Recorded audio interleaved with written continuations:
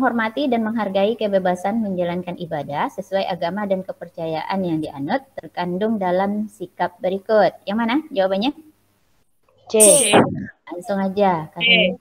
Menghargai perayaan hari besar agama lain. Oke. Kita coba cek. Ini pengamalan dari sila keberapa? Oke, yang bikin C kemarin betul. Ini pengamalan dari sila keberapa? 1. Sila ke-1. Apa bunyi sila pertama? Ketuhanan yang Maha Esa. Bagus, ketuhanan yang Maha Esa. Apa lambang sila pertama? Bintang. Bintang. Oke. Nomor 2. Siapa yang mau bantu? Semuanya hidupkan videonya, nggak apa-apa, nggak akan berat kok.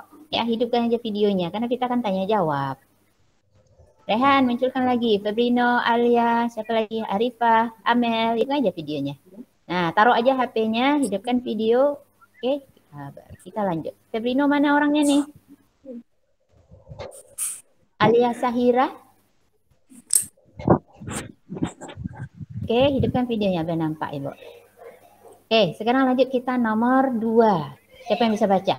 Siapa yang mau bantu Ibu baca? Ayo, jangan takut, langsung hilang dia. Baru disuruh baca aja langsung. Yang mencerminkan secara objek Pancasila dapat diterapkan dalam kehidupan sehari-hari dengan cara sila ke-4. musyawarah untuk mencapai mufakat. Apa jawabannya? Musyawarah untuk mencapai mufakat. Bagus. Ya. Kalau sila ke-4 itu berhubungan dengan musyawarah. Apa aja lagi pengamalan sila ke-4 yang kamu tahu? Contoh sikapnya. Musyawarah untuk mencapai mufakat. Terus menghargai pendapat orang lain. Menghargai pendapat orang lain. Terus apa lagi? Gak boleh memaksakan pendapat kita sendiri. Ya, nggak boleh maksa. Terus yang keempat, kita harus mendahulukan kepentingan orang lain. Jangan orang lain, kepentingan bersama. Kalau orang lain berarti nggak masuk kita, rugi kita. Ya kan? Jadi yang kita dahulukan itu adalah kepentingan bersama. Bersama berarti masuk semuanya. Ya. Ditempatkanlah kepentingan bersama di atas kepentingan pribadi atau golongan. Ya. Oke, bagus untuk nomor 2. Lanjut kita nomor 3. Ibu mau Rehan baca Rehan, yuk. Dalam musyawarah ada berbagai pendapat yang disampaikan oleh peserta musyawarah. Sikap tepat pemimpin musyawarah adalah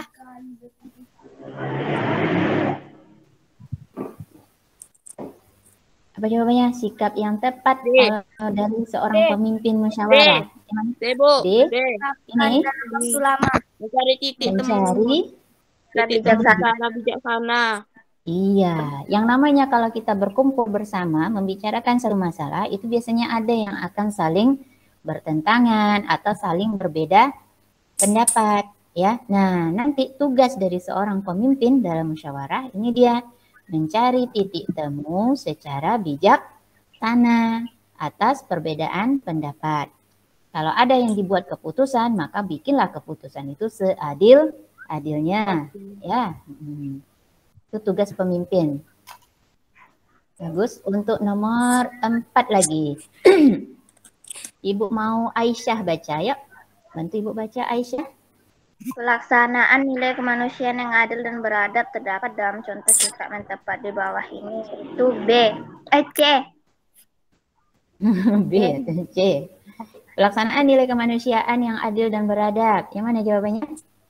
Kalau B menghargai hasil keputusan rapat. Kalau yang C menjenguk orang yang sakit. B atau C? C, bagus ya. Kalau sila kedua ini ada contohnya menjenguk teman yang sakit. Terus apa lagi? Ada yang tahu? Membantu korban bencana alam misalnya, ya, atau membantu ada tetangga kita yang membutuhkan. Itu masuk pada sila kedua, ya. Oke. Kalau yang B tadi menghargai keputusan rapat, hasil keputusan rapat, pengamalan sila keberapa tadi? Sila keempat. Oke, bagus. Kalau membeli produk dalam negeri? Sila ketiga. Sila ketiga. Oke, good. Next kita bahas soal nomor 5. Febrino lagi baca. Ibu urutkan dari yang untuk nampak sini. Ya, Febrino. Mengembangkan rasa cinta kepada tanah air dan bangga menjadi bangsa Indonesia tercermin dalam sikap bangga menggunakan pakaian batik ciri khas Indonesia. Yang lain ada jawaban? Sama? Sama. Sama. Oke. Batik itu merupakan khas dari negara kita. Ya, jadi kalau kita menggunakan batik berarti salah satu perwujudan sikap cinta tanah air. Ya, merupakan pengamalan dari sila ketiga. Makanya kalau ada acara-acara nasional biasanya itu menggunakan pakaian batik.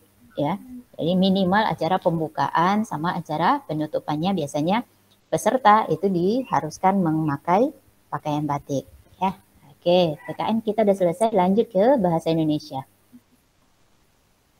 Dibaca teksnya dulu. Dede, bantu Ibu Dede. Tanaman kacang hijau merupakan salah satu tanaman pangan. Tanaman ini dikenal sebagai tanaman semusim. Alasannya tanaman ini mempunyai umur panen antara 55 sampai 65 hari setelah masa tanam. Kalimat utama paragraf di atas adalah Oke, mana jawabannya? B. Tanaman kacang hijau salah satu tanaman pangan. Oke, itu kalimat utama. Oke, sekarang kita sebelum tahu jawabannya, kita harus tahu dulu. Yang dikatakan kalimat utama itu apa? Ayo. Kalimat yang berada di awal paragraf. Kalimat yang berada di awal paragraf. Lagi, Ibu tampung dulu. Apa pendapat yang lain? Ada lagi yang tahu? Atau nggak usah lah pengertiannya, ciri-cirinya aja. Atau apa yang kamu tahu tentang kalimat utama? Kata Nanda terletak di awal paragraf. Apa Febrino? Nggak dengar kok. Inti dari paragraf. Oke, dah 2. Apa lagi? Ada lagi? Ada lagi? Enggak? Oke, sekarang pertanyaan Ibu. Apakah setiap kalimat utama terletak di awal paragraf? Tidak. Ya, bagus. Ya, letak kalimat utama enggak harus di awal. Bisa saja letaknya di akhir. Nah, makanya kita berdasarkan letak kalimat utama, paragraf itu bisa ada yang namanya paragraf deduktif, ada namanya paragraf induktif. Kalau paragraf deduktif berarti letak kalimat utamanya di mana? Di awal paragraf. Awal. Oke, bagus. Kalau kalau paragraf induktif berarti letak kalimat utamanya di mana? Di akhir paragraf. Di akhir paragraf. Ada lagi nanti satu paragraf yang kalimat utamanya ada di awal, ada juga di akhir. Itu campuran berarti. Nah, satu lagi yang harus kita tahu, kalimat utama itu bersifat umum. Umum, artinya nanti satu kalimat itu nanti akan dijelaskan oleh beberapa kalimat. Ya, kalimat yang menjelaskan kalimat utama disebut dengan kalimat penjelas. Ya, jadi dalam satu paragraf ada satu kalimat utama dan beberapa kalimat penjelas. Itu harus kita paham dulu. Ya, jangan pas tengok ke paragraf langsung ambil kalimat utamanya di awal, jangan. Siapa tahu nanti letaknya di akhir. Ya kan? Oke, sekarang kita lihat lagi paragrafnya. Tanaman kacang hijau merupakan salah satu tanaman pangan. Ini boleh nih. Jadi umum ya. Nah, kita akan lihat dulu kalimat keduanya. Tanaman ini ada kata ini. Kata ini di kalimat kedua berarti dia menjelaskan kalimat sebelumnya. Oke, sampai situ paham? Paham. Oke, nah berarti kalimat yang kedua ini namanya kalimat penjelas. Nah, belum sampai situ, kita lihat lagi kalimat ketiga. Alasannya tanaman ini, nah masih ada kata tanaman ini, berarti masih menjelaskan dia. Oke, berarti di sini kalimat pertama dan kalimat kedua itu adalah kalimat penjelas. Artinya kalimat utamanya berarti adalah kalimat yang pertama. Ya, betul jawabannya berarti tadi. Ya. Jawabannya kalimat utamanya adalah tanaman kacang hijau, salah satu tanaman pangan.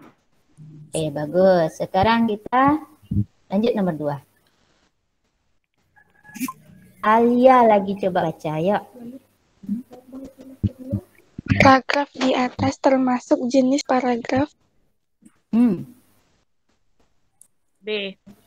Tadi udah kita bahas loh, ya kan? B. Bacakan, yang mana B atau D-nya nggak jelas sama Ibu. Paragraf Yang di mana? atas termasuk jenis paragraf. D. Deduktif. Deduktif. Kenapa deduktif? Di awal paragraf. Karena letak kalimat utamanya di awal Paragraf. paragraf. Iya. Oke, bagus.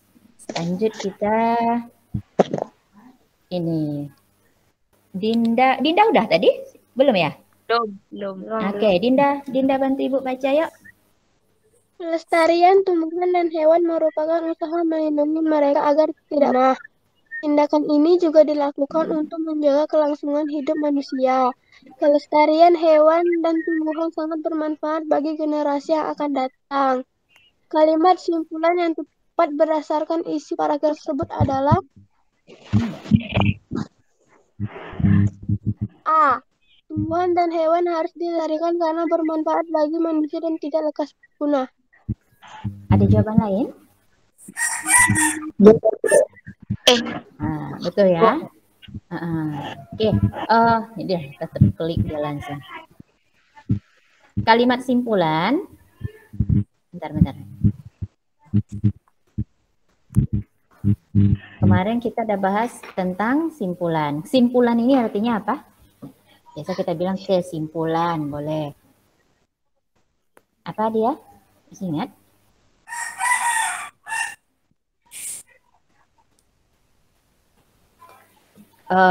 Kemarin udah kita bahas itu membuat simpulan kita berupa kalimat apa? Masih ingat? Lupa? Kalimat komentar. Kalimat komentar. Bentar.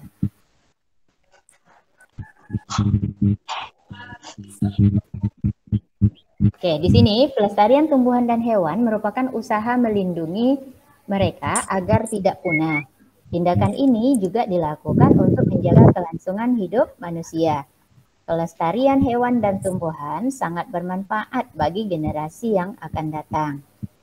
Kalimat simpulannya, berarti kan kita tahu sekarang kita harus melestarikan hewan dan tumbuhan di sini kan? Untuk kelestariannya dan penunjang hidup juga, kelangsungan hidup manusia. Karena gimana pun kan kita membutuhkan hewan dan tumbuhan. Ya, karena itu kesimpulannya apa? Makanya tumbuhan dan hewan harus dilestarikan karena bermanfaat bagi manusia dan agar dia tidak lekas punah. Ya, oke. Sekarang nomor 4. Latifah lagi. Latifah Mahia. Kalimat tanggapan atau komentar yang sesuai dengan isi paragraf di atas adalah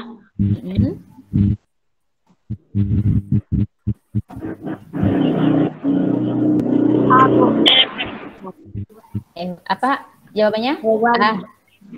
Hewan dan tumbuhan harus dilestarikan karena banyak manfaatnya. Oke, Latifah jawab A. Yang lain ada jawaban lain? D, Bu. Febrino jawab apa? Bacakan Febrino. D. Nah, apa jawab D? Tumbuhan sangat dibutuhkan bagi generasi yang akan datang. Oke, baru 2 jawaban. Yang lain? D, Bu. Apa Ananda? D. Sama-sama Febrino? Iya. Iya. Yang lain ada jawaban lain? Apa jawabannya itu? Ya, hewan dan tumbuhan harus dilestarikan karena banyak manfaatnya. Ya.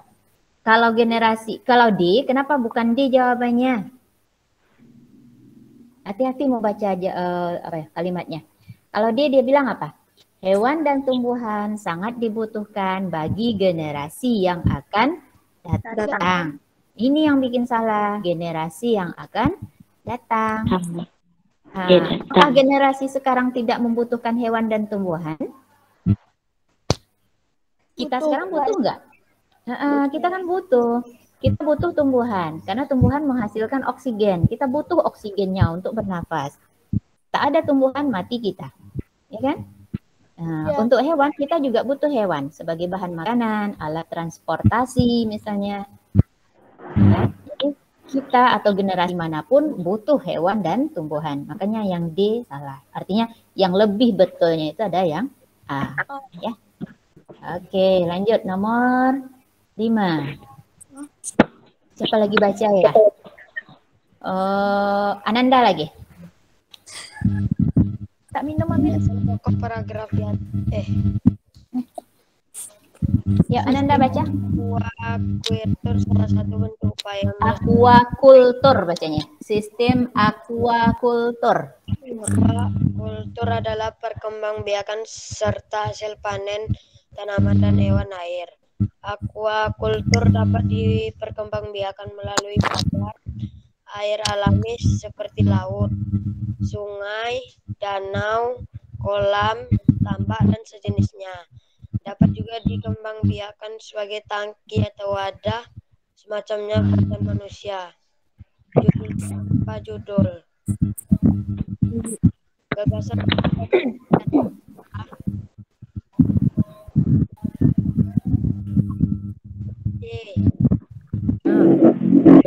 Bentar. Apa jawabannya? C, Bu. Bacakan. Upaya pelestarian aquacultur. Upaya pelestarian aquacultur. Kita tampung dulu yang lain. C, Bu. Apa? Bacakan jangan B sama C itu tak jelas sama Ibu. B sama D sama B. Aquacultur. Apa ulang. Pelestarian aquacultur. Upaya pelestarian aquacultur. Ada jawaban yang lain? Dan aquacultur. Sama, Bu. Sama, Bu. Sama yang mana? Jawabannya? C. Tuh, jawabannya apa tuh? D. Yuk kita cek bentar ya. Sistem aquacultur salah satu bentuk upaya melestarikan sumber daya alam berupa perikanan ya. Perikanan ini apa aja yang termasuk usaha perikanan itu? Enggak cuma ikan ya, ikan, udang itu masuk perikanan ya. Aquacultur adalah perkembangbiakan. Ini dia tanya gagasan pokok kan? Gagasan pokok terdapat di mana? Itu dulu harus ingat kita. Gagasan pokok terdapat di dalam kalimat utama. Nah, kalau kita udah ada paragraf, cari dulu mana kalimat utamanya. Ya. Kalau di sini kalau dilihat di kalimat pertama ya, sistem aquacultur salah satu bentuk upaya melestarikan sumber daya alam perikanan ya. Jadi di bawahnya kalau pokok yang ditanya berarti bentuk pelestarian sumber daya alam perikanan. Oke. Sekarang lanjut kita ke pipa. Di bagian-bagian bunga ada tahu? Sudah. Kalau kamu simak video yang pembahasannya Ibu kasih, di situ udah lengkap ya. Cuman soalnya yang nggak mungkin persis sama kan, ya. Kalau di soal itu di videonya Ibu kasih bagian yang ditunjuk itu adalah bagian sini. Apa ini kalau Ibu tunjuk nih? Kepala putih. Tapi kalau sekarang ini yang dikasih panah, ini namanya apa? Benang sari. Benang sari. Iya, ya. Yang ditunjuk sekarang itu adalah benang sari. Kalau yang warna merah ini apa? Mahkota nama ini, mahkota bunga. Mahkota bunga, ya. Bagian bunga yang ditunjuk oleh tanda panah adalah benang sari. Ya. Oh, hujan ya. Hujan di sana? Iya, Bu. Iya, sama. Ini hujan deras. Kalau nggak dengar suara ibu, diapakan aja ya. Ada dengar suara ibu kan? Ada. Ada ya. Oke, lanjut kita ke soal nomor 2. Ibu bacakan aja dulu ya. Faiz merupakan siswa kelas 6 SD Harapan Sehat. Selama pembelajaran jarak jauh, Faiz mendapat tugas keterampilan. Tema 1 untuk mengamati perkembang biak tumbuhan bawang merah atau bawang putih secara vegetatif alami. Bagian tumbuhan tersebut yang akan ditanam oleh Faiz adalah, nah, yang mananya yang akan ditanamnya oleh Faiz? B. Lapis.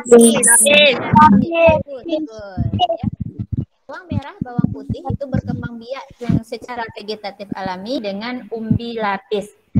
Pernah potong bawang merah atau bawang bombay juga? Pernah. Di dalamnya ada lapis-lapis nggak dia? Ada. Nah, itu namanya umbi lapis. Kalau kita tanam itu, nanti akan tumbuhlah individu yang baru, bawang merah yang baru.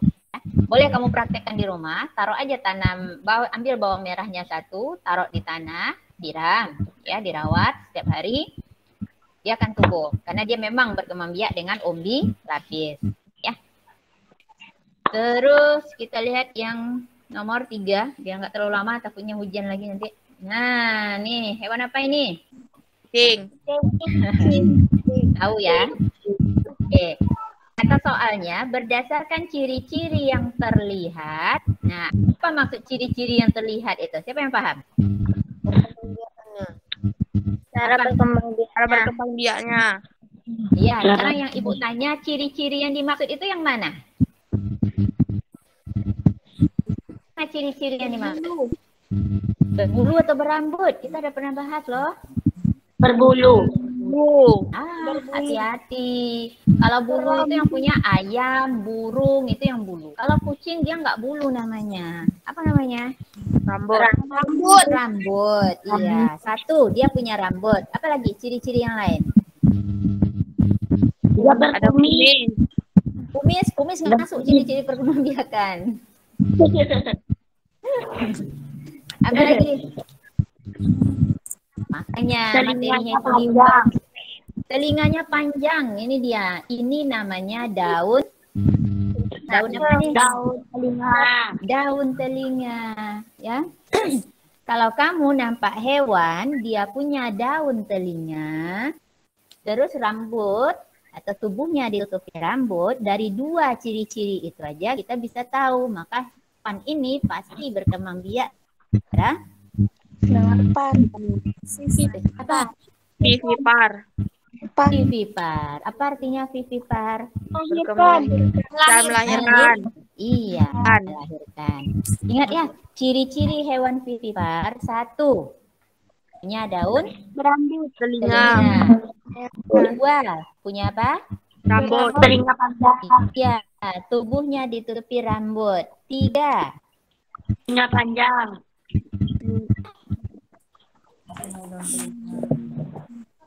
Daun telinga boleh panjang, boleh pendek. Yang penting daun telinganya ada. Yang ketiga apa? Ciri-ciri hewan yang berkembang biak dengan vivipar.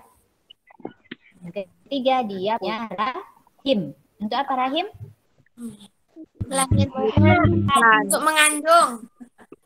Untuk mengandung, bukan untuk melahirkan. Rahim itu gunanya tempat nanti janinnya selama masa kandungan. Ya, pahami itu ya. Oke. Komel kucingnya kan. Oke, sekarang nomor 4. Siapa yang bantu ibu lagi baca ya? Alia lagi yuk. Alia bantu ibu baca yuk. Soal nomor 4. Berbini. Yuk, mana Alia? Alia Rusdi di sini namanya. Bantu ibu baca. Perhatikan tabel di bawah ini. Pasangan hewan langka dengan cara berkembang biak yang benar ditunjukkan oleh nomor 1. Orang hutan, cara berkembang biak melahirkan. 2. Burung merak, cara berkembang biak melahirkan. 3. Badak bercula 1, cara berkembang biak bertelur. 4. Burung cendrawasih, cara berkembang biak bertelur. Oke. Gimana jawabannya Alia? Langsung. Alia pilih jawaban apa? 1 dan 4. 1 dan 4. Orang hutan melahirkan, burung cendrawasih bertelur. Ya. Yang lain ada jawaban? 1 dan 4. 1 dan 4. 1 dan 4.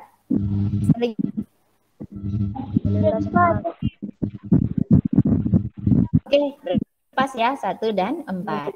Orang hutan betul melahirkan karena dia juga punya rambut, punya daun telinga, punya rahim, ya. Terus burung merak, kalau yang namanya burung berarti berkembang biak dengan cara Bertelur. bertelur atau ovipar. Adak bercula 1 ini mamalia ini, ya. Kalau adak bercula 1 berkembang biak dengan cara Melahirkan. melahirkan atau vivipar. Bagus. Oke, yuk sekarang lanjut nomor 5. Tumbuhan apa ini? Rafflesia. Iya, bunga Rafflesia. Di mana hidupnya ini? Di Kalimantan. Nah, ini udah dibilangnya. Tumbuhan ini hidup di hutan Sumatera dan Kalimantan. Ya, yang dia tanya pelestarian in situ tumbuhan ini di mana? Ada yang tahu? A. Taman Nasional Bengkulu. Kenapa jawab A? Karena dia memang hidup di Bengkulu. Karena memang hidup di Bengkulu, betul. Ya. Pertanyaannya pelestarian in situ. Apa artinya pelestarian in situ? Masih ingat? Di dalam. Apa yang di dalam? Pelestarian. Di dalam pelestarian. Apa lagi? Pelestarian in situ artinya pelestarian hewan atau tumbuhan langka di dalam habitat aslinya. Nggak dibawa kemana-mana. Bunga Rafflesia ini hidup di hutan Bengkulu, ya, ditemukan oleh orang Belanda ya, Raffles namanya. Sama dia berdua, Raffles sama Arnold, ya. Penemunya sebenarnya Arnold. Raffles itu istilahnya gubernurnya, pemimpinnya pada saat itu. Ya, karena bunga ini unik, besar, dan unik untuk orang saat menemukan dan bau bangkai, maka dikasihlah nama ini berdasarkan si penemunya. Maka namanya dikasih nama Rafflesia Arnoldi. Penemunya sebenarnya waktu itu namanya Arnold. Nah, Raffles ini gubernur Raffles dulu. Nanti kamu belajar itu. Kalau kamu nanti belajar IPS, sejarah, ada masanya Indonesia itu di saat itu gubernurnya yang memimpin namanya Raffles, ya. Penemunya Arnold, makanya dikasih nama Rafflesia Arnoldi. Nah, dia hidup di hutan Bengkulu. Jadi kalau ada yang pergi ke Bengkulu, ada yang orang Bengkulu? Enggak. Nanti kalau misalnya kamu pergi ke Bengkulu, ada satu kawasan wisata dikasih nama Taman Nasional Bengkulu, ya, dan di situ ada bunga Rafflesia. Berarti karena dia di habitat aslinya, maka namanya pelestarian in situ. Kalau misalnya kita mendirikan Taman Nasional di Perawang, ya kan? Terus kita ambil bunga Rafflesia ini, kita bawa ke Perawang, ditanam di Perawang. Berarti itu termasuk pelestarian apa? Ex situ. Ya, bagus ya. Karena kita udah membawa dia keluar dari habitat aslinya, berarti itu namanya pelestarian ex situ. Oke. Masuk kita IPS, udah jam 8:28, kita agak kencang dikit ya. Nomor 1, Gaitsa, bantu Ibu baca yuk. Gaitsa, bantu Ibu yuk. Pada tanggal 8 Agustus tahun 1967, negara-negara yang berada di kawasan Asia Tenggara membentuk suatu organisasi yang disepakati oleh 5 negara. Apa jawabannya? A. ASEAN. ASEAN, bagus. Siapa yang tahu kepanjangan ASEAN itu? Yo. Yang tahu? Enggak ya? Enggak dibaca? Enggak pernah baca? Atau enggak pernah dengar? Atau enggak hafal? Enggak pernah dengar. Enggak pernah dengar? Enggak pernah dengar. Yang association, A-nya itu association, ya, perkumpulan, ya. Of Southeast. Southeast itu apa? South selatan, East timur. Kalau di bahasa kan jadinya Tenggara, ya. A-nya itu ASEAN, N-nya itu nation, artinya perkumpulan bangsa-bangsa atau negara-negara di Asia Tenggara, ya. Tolong diingat, ASEAN berdiri pada tanggal 8 Agustus 1967 di mana? Ayo, di mana berdiri ASEAN? Kawasan Asia Tenggara. Di mana? Tuh kan enggak dibaca bukunya. Di mana berdirinya ASEAN? Atau di mana dia ditandatangani? Di Bangkok. Ya. Dibaca bukunya ya. Bangkok itu ibu kota apa? Thailand, bagus ya. Nah, waktu itu awal berdirinya ASEAN ditandatangani atau disepakati dibentuk ASEAN oleh 5 orang. Ya. Menteri luar negeri dari 5 negara. Apa aja 5 negaranya? Ada yang tahu? Filipina. Bagus. 2. Malaysia. Oke, 3. Thailand. Singapura. Filipina. Nama pemiliknya apa? Terusnya dihafal. Kalau dari Indonesia namanya siapa? Adam Malik. Bagus, Aisyah. Adam Malik. Kalau dari Malaysia siapa? Tun Abdul Razak. Tun Abdul Razak ya. Dari Singapura siapa? Tanat Koman. Tanat Koman itu dari Thailand. Oh iya ya. Oh iya ya, tuh kan lupa. Dari Singapura siapa? Raja Ratnam. Oke. Dari Thailand siapa tadi? Tanat Koman. Dari Filipina? Siko Ramos. Sisko Ramos. Oke. Ingat ya, diingat. Yang option B di sini ada AFTA ya, ASEAN Free Trade Area. Ini adalah organisasi organisasi negara Asia Tenggara yang bergerak di bidang ekonomi atau biasa kita kenal dengan perdagangan bebas ya, dari Free Trade Area, kawasan perdagangan bebasnya ASEAN. Kemudian ada ZOPFAN ya. Ini P harus ini ZOPFAN ya, Zona of Peace. Peace itu artinya damai ya. Di Indonesia, kawasan ASEAN itu adalah kawasan yang cinta damai. Nggak boleh ada penelitian atau pengembangan senjata nuklir di ASEAN, nggak boleh, dilarang ya. Terus ada SEAMEO. SEAMEO ini adalah organisasi dari menteri-menteri pendidikan se-Asia Tenggara ya. Nanti ada bidang kerjasamanya, nanti akan kita pelajari juga di semester 2 ya. Oke, lanjut kita ke soal nomor 2. Negara Singapura memiliki lambang negara yang sangat terkenal bernama patung Merlion ya. Patung Merlion merupakan patung apa? Berkepala singa dan ikan. Kepalanya singa, badannya ikan.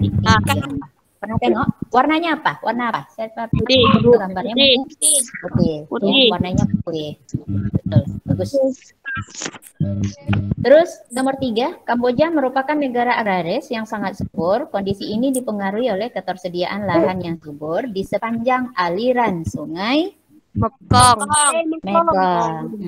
Bagus. Sungai Mekong ya, itu melalui beberapa negara ya. Kalau di sana itu penganut agamanya banyaknya Buddha ya. Terus ada agama Konghucu juga ya. Nah, di sana sungai itu dianggap tempat-tempat yang suci gitu. Jadi nggak boleh ada pembuangan limbah ke sungai. Makanya sungainya itu biasanya bersih airnya, dan daerah di sekitar sungai itu atau di sepanjang aliran sungai itu termasuk daerah-daerah yang subur ya. Nah, Sungai Mekong juga melalui negara Laos, Kamboja, Vietnam juga ya. Oke, terus perhatikan yang A ini, Sungai Kapuas itu di mana? Ada yang tahu? Tahu ya? Kalimantan. Sungai Kapuas itu ada di Kalimantan. Iya, Kapuas itu ada di Kalimantan. Sungai ini di mana? Nggak tahu? Ini Afrika ya. Kemudian Sungai Mahakam. Mahakam di mana? Cari tahu nanti ya. Kita soal nomor ya. Oke, soal nomor 4. Bentar.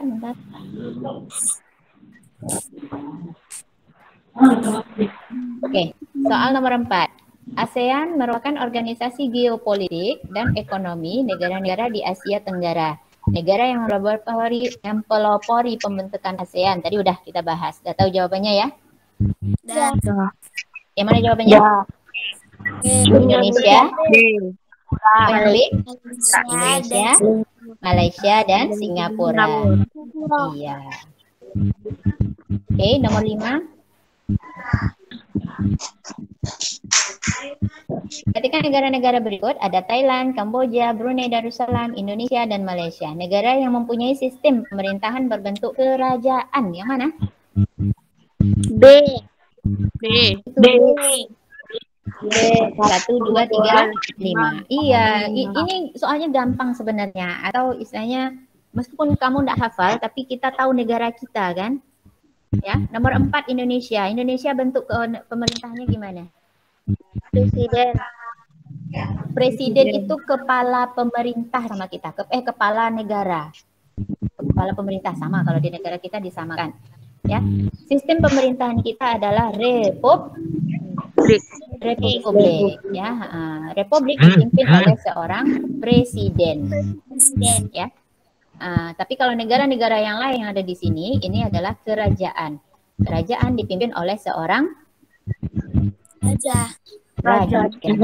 Iya. SBDP nomor 1. Patung apa ini? Ini Figuratif. Ini katanya berdasarkan jenisnya. Ya, perhatikan Ibu bentar. Kalau berdasarkan jenis, patung itu terbagi 2. Apa yang 2? Figuratif dan figuratif. Iya, patung figuratif sama patung non figuratif. Ya. Kalau figuratif artinya apa? Menyerupai bentuk aslinya. Iya, figur artinya. Figur itu ada yang ditiru, ya. Jadi kalau patung figuratif berarti meniru sesuatu. Misalnya patung kuda berarti meniru bentuk kuda. Patung ikan berarti meniru bentuk ikan. Itu namanya patung figuratif, ya. Kalau patung non figuratif berarti non figur, nggak ada yang ditiru. Ya, berarti patungnya bisa aja berbentuk abstrak, misalnya garis-garis dia sambung atau nggak jelas bentuknya, tapi kreatif. Ya, itu berarti namanya patung non figuratif. Ya, kalau ini jawabannya adalah patung figuratif. Ya, oke, lanjut nomor 2. Safira ingin membuat patung Nusantara menggunakan tanah liat. Oke, berarti teknik yang akan digunakannya apa? Teknik butsir. Iya. Selain tanah liat, bahan yang bisa dipakai untuk membuat teknik butsir apa lagi? Plastisin. Bagus ya, plastisin juga bisa. Kalau Ibu punya kayu atau batu, Ibu mau bikin patung, berarti Ibu menggunakan teknik apa? Teknik pahat. Iya. Nomor 3. Perhatikan tabel berikut berdasarkan fungsinya. Fungsi lagi. Patung religi ditunjukkan oleh nomor. Yang mana? 1 dan 4. Patung Yesus sama patung Buddha. Iya. Ya. Kalau religi atau patung religi itu digunakan untuk apa? Ibadah. Sarana beribadah. Iya, sarana beribadah. Kalau misalnya patung apa? Monumen untuk apa? Patung yang dibuat untuk sejarah. Untuk mengingat peristiwa yang mungkin ada sejarahnya, ya. Nah, itu patung monumen. Oke, soal nomor 4. Ini lagi. Teknik yang digunakan untuk membuat patung dari bahan keras seperti batu dan kayu jati. Teknik apa tadi? Ini udah dibahas tadi. Teknik pahat. Yang kelima, nah ini dia contohnya yang kayak gitu bilang tadi. Dia nggak meniru siapa-siapa ini kan? Enggak. Inilah yang dikatakan dengan patung non-figuratif. Ya, ini namanya patung non-figuratif. Ya, karena dia nggak meniru siapa-siapa, nggak meniru apapun. Ya, tapi dia ada seninya, nilai seninya ada. Ya, nah ini dia namanya patung non-figuratif.